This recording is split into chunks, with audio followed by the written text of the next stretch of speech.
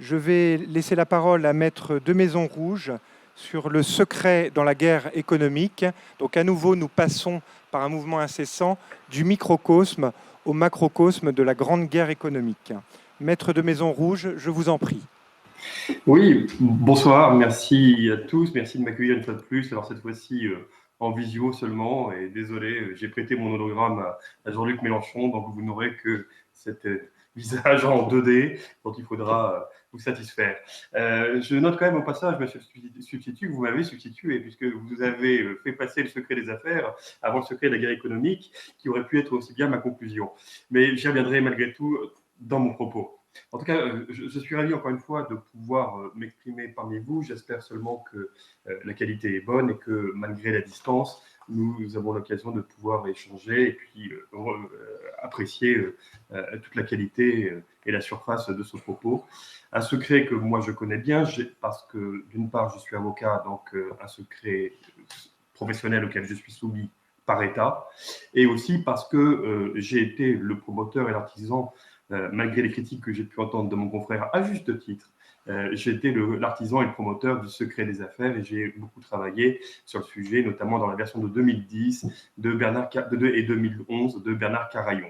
Mais j'y reviendrai dans mon propos, ça sera juste pour conclure, parce que beaucoup de choses ont été dites et fort bien dites, donc je ne vais pas être redondant, surtout vu le temps dont nous disposons désormais. C'est toujours le problème quand on confie la parole à des avocats, c'est que l'on ne maîtrise pas toujours le temps de parole. Je vais d'abord, pour parler de la guerre économique, articuler mon propos en plusieurs temps. Je vais d'abord définir ce que revêt cette terminologie de guerre économique, en quoi cela consiste, et c'est là où je vais rebondir sur ce que vous disiez, c'est-à-dire permettre de faire de macro, c'est-à-dire de contextualiser les débats, et puis précisément relever dans l'état du droit positif, quelles sont les contre-mesures à cette guerre économique, à savoir quelles sont les mesures et les sanctions, le cas échéant, de tout ce qui relève de la violation de la confidentialité des informations économiques stratégiques. Je commence quand même par un philosophe, en l'occurrence c'est Roger Paul Droit, qui s'était exprimé dans Les Échos en 2011, et qui va faire tout à fait la transition avec la conclusion précédente, puisque précisément il disait déjà en 2011, entre secret et divulgation, une tension permanente traverse en fait notre époque, plus intensément qu'aucune autre. Nos moyens de tout surveiller, de recouper les informations, de pister les trajectoires se démultiplient. La nécessité de préserver l'anonymat, la vie privée, les secrets personnels ou industriels devient à la fois plus impérieuse et plus malaisée à mettre en œuvre. On se prend à rêver d'un nouvel art de la dissimulation, d'une sorte de cachotterie bien tempérée. Quelques règles de base pourraient y présider. Cessez de croire, par exemple, que toute occultation cache un acte délictueux, et je m'adresse à vous, monsieur le substitut. Il y a bien évidemment des ombres légitimes et des opacités vertueuses. Il ne serait pas malvenu de nous souvenir que le secret a ses vertus. Je ferme les guillemets. Bien, le secret dans la guerre économique, d'abord, que signifie, que revêt la guerre économique? Alors, je sais que ce propos peut heurter quelques chastes oreilles, il faudrait qu'on soit en temps de paix, de la même manière qu'il faudrait que préside la transparence et que les entreprises soient des maisons de verre, comme je l'ai entendu au moment des débats sur l'adoption de la loi sur le secret des affaires. La guerre économique peut être définie, et c'est une définition qui en vaut une autre, mais elle n'est pas inscrite dans les textes, donc il faut bien, quelque part, essayer de trouver une définition qui soit la plus consensuelle qui soit.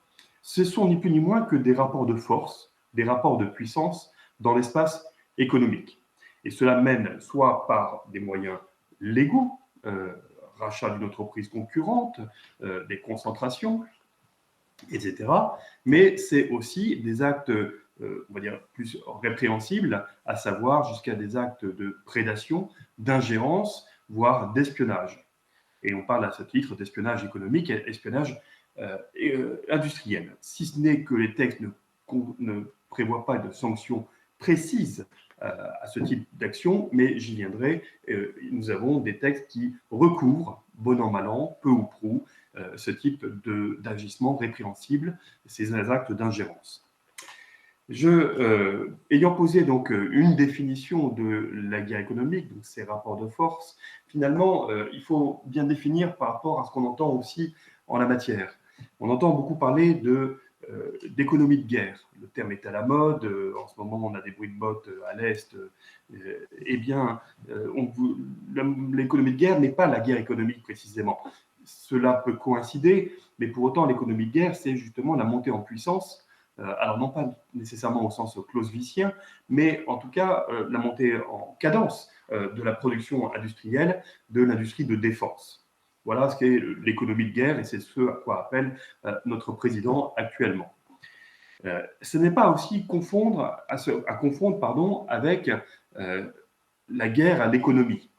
Je vais laisser ça aux anticapitalistes, aux antimondialistes de tout genre. Je ne suis pas l'hologramme de Jean-Luc Mélenchon, comme je l'ai dit, et donc il ne s'agit pas de démonter, de déstabiliser un système économique, aussi mercantile soit-il. La question n'est pas celle-ci. La guerre économique n'est pas de déstabiliser l'économie, c'est au contraire, ça répond finalement c'est pour ça que l'on parle de guerre, finalement un peu au même principe, aux mêmes règles immuables que la guerre, à savoir, bien qu'elle se déroule en temps de paix la plupart du temps, encore que les guerres hybrides aujourd'hui, qu'elles soient cyber ou qu'elles soient par les forces armées, aujourd'hui, comprend également des ingérences, des actes de la guerre économique. Mais pour revenir à notre guerre, à ce qui constitue la guerre à l'économie, la guerre économique n'est pas une guerre à l'économie précisément, mais elle répond au même but de guerre, à savoir gagner des parts de marché ou bien limiter, réduire, affaiblir un adversaire économique. Vous voyez aujourd'hui les batailles que se livrent Samsung, Apple, les GAFAM, etc. Et bien tout ça finalement relève d'un certain contexte, d'une certaine prédation, ingérence, légale ou illégale, et nous allons justement passer en revue ce qui peut relever de l'illégal et qui va nécessairement, ou indépendamment et par réciprocité, qui constitue autant de secrets qu'il convient de préserver dans cette guerre économique. Car cette guerre économique, elle se déroule en silence la plupart du temps, mais pour autant, ça ne veut pas dire qu'il n'y a pas violation du secret. Alors, j'ai cité juste avant Roger Paul Droit, juste avant pour dérouler mon propos, je citerai encore Olivier Babot, un actuel philosophe, conférencier assez réputé, qui lui-même reconnaît que l'économie, je cite, est par essence un rapport de force. Certes, elle prend la forme de collaboration et d'échanges volontaires. Bien sûr, elle permet la paix, mais elle reste au fond, pour paraphraser Michel Foucault à propos de la politique, la continuation de la guerre par d'autres moyens. J'ai dit que parmi ces actes d'ingérence, de prédation économique, et tout ça est fort bien documenté, je vous en renvoie aux études du secrétaire général à la Défense et à la Sécurité nationale, bien précisément, ces actes peuvent se révéler être des atteintes au secret, puisque précisément, ce sont des atteintes économiques et des atteintes à des intérêts, et notamment à la confidentialité des informations économiques. Mon confrère, juste avant moi, a cité quelques exemples. Et je vais donc brièvement, rapidement, parce que j'ai bien conscience du temps qui nous est imparti, essayer de circonscrire mon propos à deux types de secrets. Le troisième, je vous en ferai grâce puisqu'il s'agit du secret des affaires. Il a été déjà vu, ça me permettra d'en faire une conclusion. Mais je vais citer deux typologies de secrets et d'informations stratégiques en matière de guerre économique qui convient de préserver et le cas échéant de sanctionner. J'espère, Monsieur Spitu, que vous avez été confronté à des cas comme ça, que vous le serez, parce qu'il s'agit de la défense de la nation. Et précisément, bien, je vais puiser dans le Code pénal, article 410.1 du Code pénal, les intérêts fondamentaux de la nation. Alors, qu'est-ce que les intérêts fondamentaux de la nation? Ça fait tout de suite, on prend quelques mètres d'altitude en disant cela. Eh bien, les intérêts fondamentaux de la nation, au sens de l'article 410 du Code pénal que je cite, s'entendent au sens du présent titre de son indépendance, de l'intégrité de son territoire, de sa sécurité, de la forme républicaine de ses institutions, des moyens de sa défense et de sa diplomatie, de la sauvegarde de sa population en France et à l'étranger, de l'équilibre de son milieu naturel et de son environnement, et des éléments essentiels de son potentiel scientifique et économique et de son patrimoine culturelle. Voilà ainsi posé ce qui constitue finalement, eh bien, là je vais parler rabelaisien, la substantifique moelle de ce qui constitue le cœur de cette guerre économique. Voilà tout ce qui va porter atteinte, notamment à la diplomatie, au potentiel scientifique et économique. Et tout est regroupé dans cette définition extrêmement large, mais en même temps assez fort bien ciselée de l'article 410.1 du Code pénal. Et à cela, deux moyens de pouvoir protéger ce qui relève des secrets de la guerre économique. Mais avant d'aller plus loin, il faut aussi que je vous narre une affaire à laquelle j'ai été confronté. Alors rassurez-vous, je ne vais pas violer le secret professionnel auquel je suis astreint, mais cette affaire a été rendue publique et pour faire écho aux précédents propos, eh bien, je peux donc faire état de ce qui a été dit dans la presse, bien que j'ai été moi-même artisan et avocat de ce côté, enfin, du côté de la victime. La victime, en l'occurrence, c'est une grande entreprise que vous connaissez tous, qui est désormais la seule à avoir son siège en province, d'où je vous parle, à savoir à Clermont-Ferrand, c'est Michelin. Michelin, grande entreprise innovante, dont les informations telles que recherche et développement sont des informations extrêmement confidentielles, qui constituent la garantie, son savoir-faire. Et donc, c'est ce capital immatériel que Michelin a toujours cherché à préserver, parfois y compris jusqu'à ne pas breveter, parce que breveter, c'est justement, comme le disait mon confrère, d'abord rendre publique une information. Or, le secret, justement, ne souffre pas de publicité. Donc, par conséquent, Michelin, parfois, s'affranchit de déposer des brevets pour ne pas avoir à révéler ses propres informations confidentielles qui ont participé à une invention. Eh bien, pour cette affaire, nous avons, alors c'est un nom d'emprunt, et puis on va respecter le RGPD, Pablo de Santiago, c'est le nom qu'il s'est choisi lui-même, un avatar, qui a cherché à revendre des secrets de fabrication à une entreprise étrangère, en tout cas au moins plusieurs entreprises étrangères, sinon une, Bridgestone, laquelle a donc averti Michelin qu'elle était approchée par ce fameux Pablo de Santiago, qui est un faux nom évidemment, pour lui vendre des informations relevant de sa R&D. Pablo de Santiago va être néanmoins identifié et renvoyé devant le tribunal correctionnel de Clermont-Ferrand, va être jugé en juin 2020 et va être poursuivi pour 3 motifs qui vont directement nous amener à ces secrets de la guerre économique. Et j'aime bien illustrer par l'exemple. Eh bien, il va être poursuivi pour l'atteinte aux intérêts fondamentaux de la nation, cet article 410.1 du Code pénal. J'y reviendrai. Il va être relaxé de ce chef. Il va être également poursuivi pour l'atteinte au secret de fabrication. Les secrets de fabrication, mon confrère en a parlé, c'est une disposition qui se trouve à la fois dans le Code pénal et dans le Code de la propriété intellectuelle, et qui est le fait de révéler ou de tenter de révéler des informations propres à une fabrication, à une invention. Si ce n'est qu'il n'en existe pas de définition dans la loi, et par conséquent, le juge correctionnel dans cette affaire a également relaxé Pablo de Santiago de ce chef de poursuite pour la simple bonne raison, c'est qu'il a estimé que la R&D qui est dans ces informations confidentielles industrielles ne relevait pas du secret de fabrication puisque ce n'était que de la R&D en amont d'une invention. Voilà ce qui a justifié le juge. On pouvait contester, il n'y a pas eu appel derrière, donc on est resté sur une décision de première instance. Et puis, enfin, il a été poursuivi pour abus de confiance. L'abus de confiance, c'est le fait de détourner une chose, un bien quelconque, dit le texte, article 314 du Code pénal, et en l'occurrence, des informations confidentielles, le fait de les révéler à un tiers ou de tenter de les révéler, constitue et consomme l'infraction, et donc de fait, il a été condamné pour abus de confiance. Donc on a passé en revue, voyez-vous, 3 typologies d'atteinte au secret dans la guerre économique, 2 pour lesquelles Pablo de Santiago a été relaxé, et une dernière pour laquelle il a été condamné, à savoir l'abus de confiance. Alors très brièvement, parmi toutes les conséquences de cette affaire, qui a été riche d'enseignements, et qui derrière a été regardée de près par le secrétaire général à la Défense et à la Sécurité nationale, par un député comme Bernard Carayon, qui m'a amené ensuite à travailler avec lui précisément, les 3 conséquences, fort de ce contexte, fort de finalement cette atteinte à ce savoir-faire, à ce trésor, ce capital immatériel que possèdent les entreprises et la nécessité pour une nation de les protéger, a été précisément de réformer divers régimes juridiques pour mieux et davantage protéger les atteintes au secret industriel, au secret qui relève de la défense nationale, le cas échéant. Alors, la première conséquence a été, et j'en commencerai par là, mais très rapidement, je ne vais pas m'aborder plus longuement, ça a été la réforme de la protection du patrimoine scientifique et technique de la nation, PPST. C'est précisément le fondement direct de la protection des intérêts fondamentaux de la nation.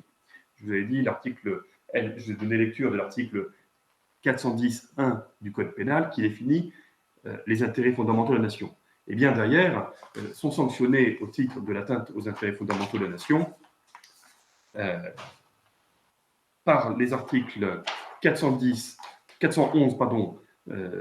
6 et suivants du Code pénal, le fait notamment de livrer ou de rendre accessible à une puissance étrangère, à une entreprise ou organisation étrangère ou sous contrôle étranger, ou à leurs agents de renseignement, procédés, objets, documents, données informatisées ou fichiers, dont l'exploitation, la divulgation ou la réunion est de nature à porter atteinte aux intérêts fondamentaux de la nation, est puni de 15 ans de détention criminelle et de 225 000 € d'amende. Eh bien, la réforme de 2011-2012, qui a été donc entérinée suite à la décision rendue dans l'affaire Michelin, a permis au secrétaire général à la Défense et à la Sécurité nationale de pouvoir étendre et permettre aux entreprises de se doter de zones protégées, un peu comme les zones militaires, à savoir les zones à régime restrictif, qui couvrent la protection des informations qui sont incluses dans ce périmètre. Et j'allais dire, rien de nouveau sous le soleil, finalement, on ne fait que protéger ce qui a toujours été sanctuarisé, tout ce qui a été pratiqué au sein des entreprises, si ce n'est que dans ce cadre-là, les entreprises on va permettre aux entreprises de demander à l'État de se doter d'une zone à régime restrictif et donc d'être protégées au titre des intérêts fondamentaux de la nation par ce qu'on appelle une convention qui est signée avec un haut fonctionnaire de défense et de sécurité auprès de 6 ministères régaliens, rapidement vous l'aurez compris, ministère des Armées, ministère de l'Éducation, ministère de l'Énergie notamment, et donc de pouvoir ensuite faire valoir la protection au titre du Code pénal. Et il s'agit là, non, puisque le procès était correctionnel, en réalité, il s'agit d'un crime contre l'État, d'un crime contre la nation. Voilà le fondement même de la politique du potentiel technique et scientifique de la nation, et qui a été une des premières réponses, une des premières conclusions suite à cette affaire Michelin. Une deuxième conséquence, je n'y reviendrai pas davantage, mais ça a été l'introduction, puisque le secret de fabrication a été écarté par le juge pénal, a été l'introduction dans le droit français du secret des affaires. Alors mon excellent confrère, juste avant, énonçait toutes les difficultés, toutes les vicissitudes pour faire adopter dans le droit positif français la protection du secret des affaires. Oui, je peux en témoigner, et je peux même vous dire que c'est ce fameux ministre dont vous avez parlé ce matin, ancien garde des Sceaux, qui lui-même, je crois, a été condamné pour la violation du secret professionnel par la Cour de justice de la République, une première du genre. Eh bien, s'était emparé également du sujet du secret des affaires et a connu le même sort, j'allais dire malheureux, que Bernard Carayon, à savoir un texte qui ne soit pas adopté parce que source de tension, source de cristallisation, de polarisation, on va dire, des opposants, menés par Élise Lucet, Mediapart et tant d'autres. Et finalement, il a fallu passer par l'échelon européen pour finalement redescendre par une loi de transposition. Même pas une loi, une proposition de loi. C'est un député qui s'est saisi de transposer une directive européenne, ce qui est rarissime et du jamais vu dans le droit positif français. Voyez-vous, c'est dire si véritablement il y a une peur et un fantasme peut-être autour du secret des affaires qui pourtant répond bien finalement à sa nécessité et au besoin de permettre aux entreprises de protéger ce capital immatériel. Après, et ce que n'a pas dit mon confrère, ça permettra juste de compléter son propos, c'est que j'ai évoqué pour l'instant la protection des intérêts fondamentaux de la nation, qui est une protection pénale en matière criminelle. En matière de secret des affaires, le législateur a eu tellement peur de légiférer en 2018 sur le secret des affaires. D'ailleurs, c'est lui-même qui a nommé le texte secret des affaires, mais la directive européenne à laquelle j'ai contribué, notamment avec le secrétariat général aux affaires européennes, la directive se nomme la protection des informations économiques non divulguées et la protection des savoir-faire. Et c'est en droit français qu'on a été appelé ça le secret des affaires. Donc, ce qui, finalement, pousse au vice, parce que dès lors qu'on désigne le secret, ben, quelque part, on va aller soulever, on va aller voir ce qu'il y a dessous. Donc, finalement, c'est peut-être contre-productif. Et là où l'Europe avait laissé la faculté à chacun des États membres, dans le cadre de la transposition, de légiférer en matière pénale ou pas, le législateur français, pardonnez-moi, n'a pas voulu légiférer sur le plan pénal, et ça n'est qu'une protection civile. Et donc, cela me conduit à traiter un dernier cas de figure en matière de protection dans le cadre des secrets de la guerre économique. Ben, un dont je n'ai pas parlé, mais vous l'aurez tous entendu en demi-mot, c'est le secret de la défense nationale. Alors, autant les intérêts fondamentaux de la nation, c'est permettre aux entreprises, comme le secret des affaires, pardon, c'est permettre aux entreprises de protéger leur propre capital immatériel, leurs informations confidentielles. En revanche, le secret de la défense nationale, c'est la défense des secrets de l'État. Donc c'est également passible de poursuites, pénales évidemment, criminelles, cela va sans dire. Mais comment fonctionne le secret de la défense nationale? Ben, comme son nom l'indique, il est dans le code de la défense. Il existe depuis plus de 900 ans, pardon, 700 ans, excusez-moi, je me trompe, depuis plus de 700 ans, par une ordonnance royale très ancienne, qui faisait de l'un de ses émissaires le gardien de son sceau au sens du secret, de sceller l'information qu'il contient, qu'il comporte. Eh bien, c'est comme ça qu'est né le secret défense et qui a été transposé donc dans le code de la défense et qui fait l'objet d'un texte, d'une instruction générale, interministérielle, c'est un terme un peu barbare, l'IJ 1300, et qui définit finalement deux niveaux de classification, parce qu'on est passé au mode de l'OTAN.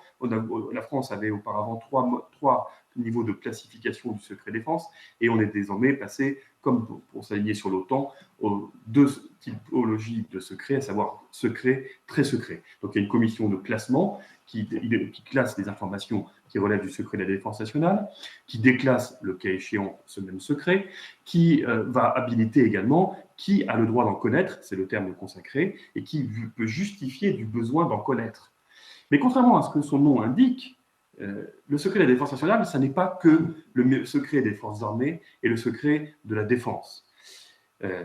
On estime qu'au contraire, plus de 60% des informations couvertes par le secret de la défense nationale sont des informations de nature civile. Ça couvre à la fois le spatial, le nucléaire, la diplomatie, et je vous renvoie quasiment finalement aux définitions de l'article 410.1 du Code pénal et ses intérêts fondamentaux de la nation, puisque le secret de la défense nationale, c'est justement la protection des intérêts fondamentaux, donc essentiels, de la nation, son indépendance, l'intégrité de son territoire, la forme républicaine de ses institutions, les moyens de sa défense et de sa diplomatie, etc., etc. Sur plus de 60% des informations ne sont pas d'ordre militaire, mais la plupart du temps civiles, de haute politique, au sens où Joseph Fouché pouvait en parler. Eh bien, voilà ce que revêt le secret défense, souvent mal connu ou trop fantasmé, qui est une nécessité pour l'État, pour son administration. Et on trouve le secret défense, malgré tout, dans les entreprises, pour la simple et bonne raison, c'est que quand vous êtes un Dassault, quand vous êtes un Airbus, que vous travaillez pour l'industrie nationale, que vous appartenez à ce qu'on appelle la BIT, pardonnez-moi, c'est un acronyme, la base interministérielle technologique de défense, eh bien, vous contribuez à l'effort national et peut-être à cette économie de guerre que j'ai ouvert au début de mon propos. Et donc, de fait, vous êtes amené à posséder des secrets qui relèvent de la défense nationale, parce que vous constituez des stocks pour les armées, parce que vous contribuez à l'armement, vous produisez des missiles, vous produisez des technologies nucléaires militaires. Eh bien, pour ces raisons-là, c'est des secrets d'État que vous possédez en votre sein, que vous allez protéger, non contre nécessairement des agresseurs, mais contre vous-même d'abord. Et pour cela, il y a des officiers de sécurité au sein des entreprises qui détiennent le secret de la défense nationale et qui sont chargés de rappeler et d'instituer ce régime de protection. Donc voilà tout ce que recouvre un peu les secrets de la guerre économique. Je ne peux malheureusement pas être exhaustif, mais mon confrère avait déjà très bien embrassé le sujet. Et donc, de fait, je pourrais en parler davantage et relater encore et encore de la naissance du secret des affaires, de ses contempteurs, évidemment, parce qu'il y en a, des raisons qui ont poussé le législateur à légiférer de telle sorte et non pas autrement, parce que de la peur du qu'en dira-t-on médiatique. Et donc, toujours cette tension entre transparence et secret qui, je l'ai entendu tout au long de ce colloque, je vous suis à distance, et donc continue à être aujourd'hui véritablement la tension. Et j'en finirai par un mot d'un grand homme politique, lui-même soumis à la défense plus qu'à la guerre économique, mais il disait que pour protéger un secret, il faut être en nombre impair, et 3, c'est déjà trop. J'ai cité Churchill et j'en finirai là. Merci.